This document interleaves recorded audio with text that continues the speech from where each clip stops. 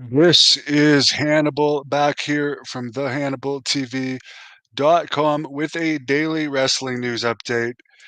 I mean, it's not the first time we've heard about Ric Flair getting kicked out of places. Apparently, he was asked to leave a Pelzano's pizza location in Gainesville, Florida, after apparently, quote, the kitchen manager taking too long in the bathroom, end quote. So it hasn't been revealed by either Flair or the place how long this kitchen manager was actually in the bathroom or what the issue with the kitchen manager was, but Flair said he spent obviously he's still spending a lot of money, $1,500 at a pizza restaurant. You must have been drinking if you're spending that much at a pizza place. And he claims he was disrespected because he took 20 pictures with customers and staff. Which, by the way, most of these pictures are with very good-looking women from the ones I've seen, which he definitely likes women, so I doubt it was that difficult for him. But he doesn't recommend going to that place. And then the co-owner of this pizza place spoke to the Gainesville Sun, said he's proud of how the restaurant staff responded to the incident with Flair. However, he wouldn't specifically mention what happened with Flair being asked to leave. He was kicked out of a bar not too long ago, a couple of years ago, for being rude to a bartender. And Dan Crawford from Stampede Wrestling has told similar stories about, I mean, Hulk Hogan being rude to restaurant staff. I don't know what happened from either side, so I'll be neutral on it. But if think of it this way: if you're spending $1,500 at a pizza place, you've got to be buying alcohol, and when you drink, you do stupid things. Uh, Flair has also been really mad that he's not going to be involved in WCW's special on the demise of WCW, Vice's special on the demise of WCW, which apparently is going to be full of the Vice regulars, Vince Russo and Jim Cornette. And Flair thinks that as one of the main people involved with WCW and the biggest, him and Sting are definitely the biggest stars and most known people of WCW. Flair thinks he should have been a part of it. Of course, Flair had huge heat with Vice over that plane ride from Hell thing. Vice buried Flair on that episode, and they always have agendas with their episodes, so I'm not taking sides on that one. I'll get into your comments in a second. I'll just finish the news. The Smackdown from Lyon, France last Friday did a zero point 0.6 rating, which was the go home show for Backlash, which wasn't a pay-per-view, although it had a good crowd, over 11,000 in a 16,000 seat arena. Average ticket price $300, so they made like over $3 million at the gate. There wasn't that much interest, only about 100,000 Google searches, which is one of the lowest, if not the lowest ever for a WWE pay-per-view. For tonight's Raw in Harvard, Connecticut, 9,200 tickets out. It could hold, well, the setup is about 14,000 and it could hold nearly 20,000 at full capacity. So their sellout record is definitely gone without The Rock there anymore.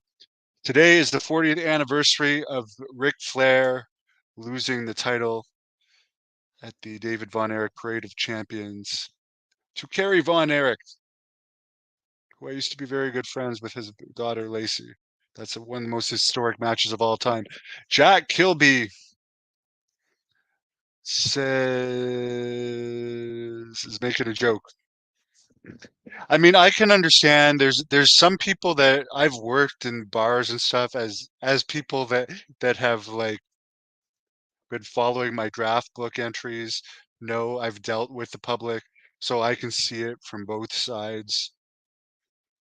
And definitely, I mean, I talked about it earlier today before this news came out. I was having issues at a bar near the Ottawa Senators arena where the Ottawa Senators were having different rules than the general public, and it was causing issues.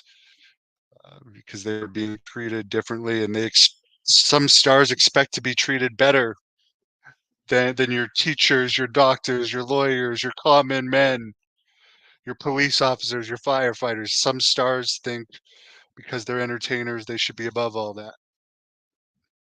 Demolition Crush in the 2025 Hall of Fame. Jumpin' Jack Kilby is on here. Hey, Grandma Daisy, I actually have a picture for you that I saw the other day. Please tell me I didn't delete it. It was a very good picture. Let's see if I can find it here. Oh, by the way, Bill Anderson, speaking of Vice, is going to be. He was on the Chris Colt Dark Side of the Ring, which turned a lot of people off through with all the gay pornography stuff, because every episode since then has bombed lower and lower. Um, but Bill Anderson was Chris Colt's former partner, Bill Anderson on the right, and Bill was one of the good parts of that documentary. Is probably the best part of the best of that documentary. He's going to be doing an interview with me next Wednesday at 8 p.m. Eastern. Where did Rick get the $1,500? Well, he works for AEW. You just never see him there.